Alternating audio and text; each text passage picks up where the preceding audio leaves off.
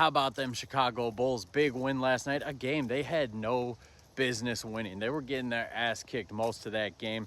Down 20 for most of that game. Tyrese Maxey was cooking them. And then late in the third, you saw some timely hustle plays by Isaac Okoro. Saw some timely hustle plays by Patrick Williams. He was playing with some physicality. That's always nice to see out of P. Will. And then Trey Jones and Josh Giddey, they turned the pace up. The Sixers gassed out.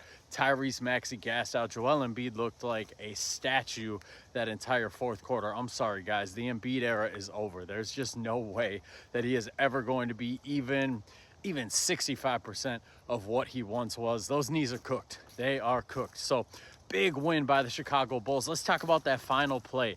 Not only the Nikola Vucevic shot, but that pass that Josh Giddey made, driving, getting underneath the hoop, going airborne, throwing it with his offhand. There's like 5 guys in the league tops who can even make that pass. One of the greatest passes you will see in any highlight reel.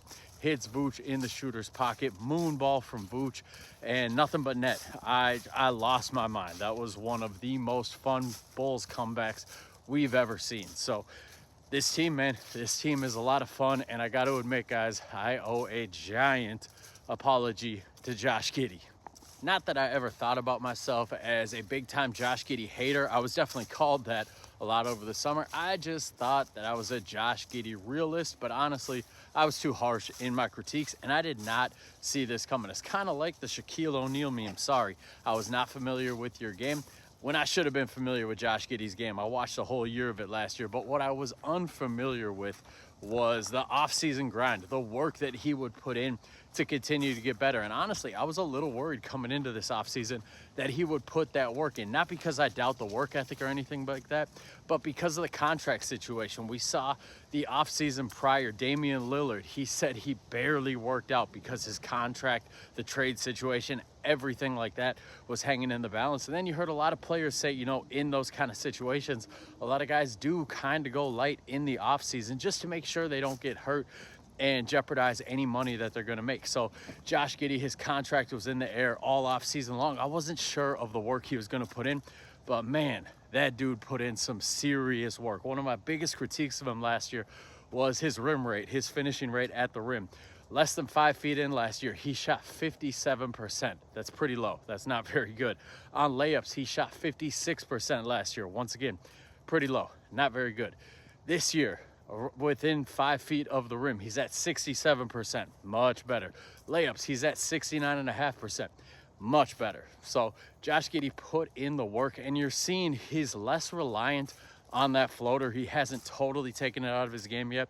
Kind of wish he would, but you're seeing more possessions where he's taking that extra 1 or 2 dribbles. So instead of settling for that floater, he instead is taking those extra dribbles and just getting to the rim and getting a layup opportunity. So big time growth, a lot of maturity in his game. And then the other aspect of his game that he definitely put a lot of work this offseason into, the off the dribble creation. So his 3-pointer last year, it looked good. He shot above 40% last year, but a lot of that was catch and shoot shots that were deemed wide open. His percentages on off the dribble threes, they were abysmal. And I think he only took like 15 total off the dribble threes last year. It was something that was absurdly low for a starting point guard. This year, you're seeing him more comfortable shooting the 3 off the dribble, just creating shots more off the dribble. A lot of his jump shots last year were just standstill, catch and shoot, kind of set shot opportunities with his form.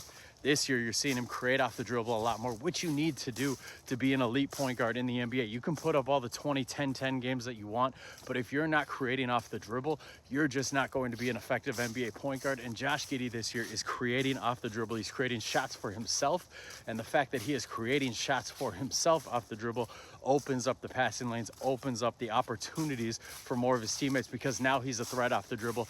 Now he gets more gravity from the defense when he has the ball in his hands. So it's been really exciting this year to see the growth of Josh Giddey. It's one of the most fun things to watch with this Bulls team. I said on my live yesterday, I don't understand how you don't root for this Bulls team, because it is full of guys that everybody has counted out. Josh Giddey, tons of people counted him out. Trey Jones, tons of people counted him out. Former second-round pick.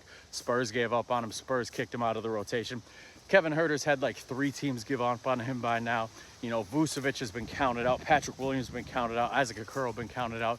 This is a team of guys that nobody believes in, and that's what makes them so fun and so easy to root for. They play their ass off. So, yes, they might lack a true superstar, but Josh Giddey is ascending into that superstar role. He is a bona fide all-star for sure this year. If he keeps this up, barring any injury, barring any slippage in play, and I know it's early in the season, we're 2 weeks in the season, but I just don't foresee any slippage in his play. Maybe slight slippage, but I don't see him falling off of a cliff or anything like that.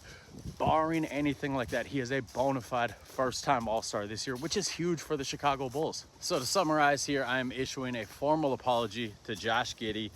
I take back everything I said in the offseason. The contract is looking like an absolute steal for the Chicago Bulls. He's definitely a player that is good right now, all-star level right now. He's only going to continue to get better. He's already shown me enough to believe that every offseason, this is the type of work he's going to put in, and he's going to help grow this team around him. However, one small caveat. I am not ready to admit that this is a win-win trade yet.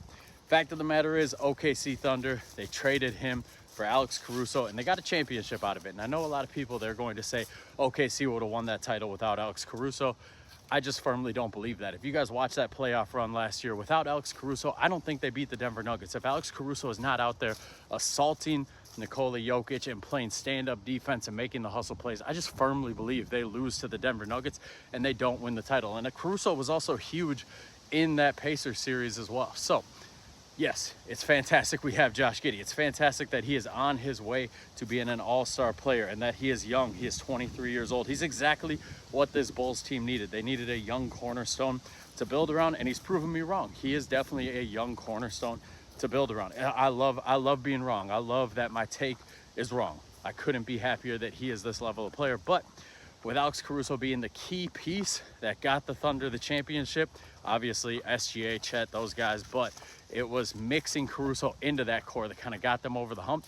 And then the OKC Thunder being 9-0 to start this year and being the bar none favorites to repeat this year, still hard to call that a win-win trade. It's a trade that the Thunder won, but the Bulls did not lose, if that makes sense. So, like I said, formal apology to Josh Giddey. You're fantastic. Keep it up. This is shaping up to be one of the most fun Bulls years in my Bulls lifetime.